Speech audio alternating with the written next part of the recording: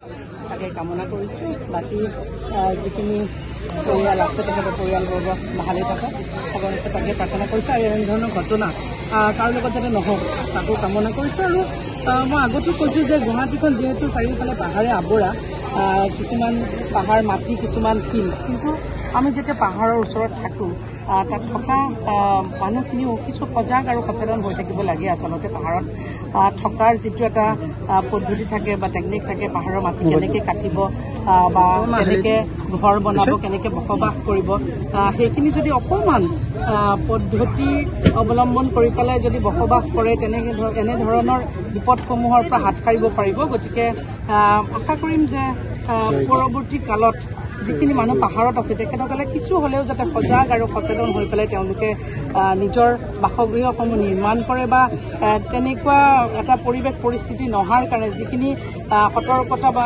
মানে হ'ব লাগে, ল'ব লাগে, ছেফটি যিখিনি ল'ব লাগে সেইখিনি যাতে তেওঁলোকে অৱলম্বন কৰে তাকে আশা কৰিছোঁ। চৰকাৰৰ ফালৰ পৰা কিবা পৰিয়ালটোক দিয়াৰ ব্যৱস্থা কিবা কৰিব নেকি? চৰকাৰৰ ফালৰ পৰা আপোনালোকে গম পাইছে যে যোৱা কিছুদিন আগতে আৰু 5গৰাকী ব্যক্তি এনেধৰণৰ মৃত্যুবৰণ কৰিছে আৰু পিছদিনাখনে চৰকাৰৰ ফালৰ পৰা প্ৰতিটো ব্যক্তিৰ বিনিময়ত তেখেতসকলক 4 লাখ টকা অনুদান এটা আগবঢ়োৱা হৈছে।